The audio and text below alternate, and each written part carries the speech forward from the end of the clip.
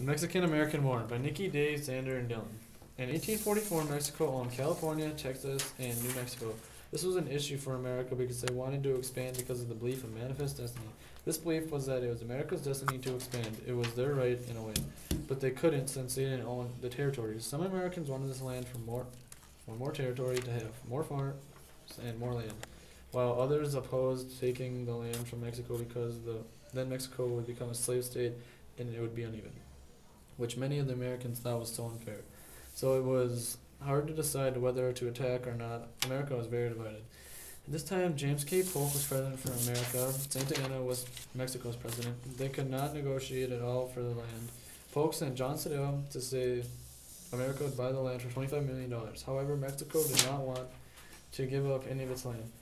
America mainly wanted Texas for another slave state. Some Americans were not happy about this, while others were trying to get it, and they were fully behind the idea. This plan failed. Failure. America finally annexed Texas and left it as its own independent territory. Mexico thought of it as an act of war. It just happened they could not decide on a good border between the two, Mexico and Texas. Both choices, the Nueces River and the Rio Grande River, were over 100 miles apart from each other. Texas wanted the Rio Grande, and Mexico wanted the Nueces River. Mexico said it would fight for its claim. America stationed itself on the Rio Grande border to fight. Mexico, however, ambushed us and killed nearly 16 Americans. Polk stated, Mexico has invaded our territory and shed American blood on American soil. After this statement, an attack Congress declared war.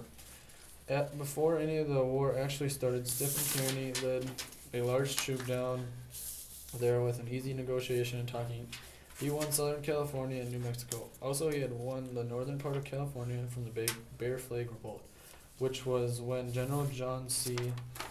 Fremont arrested and took over the northern part, making it independent. Also during this war, General Taylor led a fight against Santa Anna in Buena Vista. Santa Anna retreated. Finally, after many years against Mexico, the war ended in 1848. America had won. It ended with the Guadalupe-Hidalgo Treaty. It stated that the border between Texas and Mexico was the Rio Grande River. Another important thing that happened was the Mexican cession. Mexico gave up California, Nevada, Utah, almost all Arizona, parts of New Mexico, Colorado, and Wyoming. They also paid us $15 million and $3.25 million for claims of the U.S.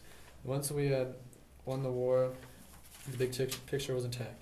Manifest destiny. America would in fact go from sea to shining sea. We would indeed expand.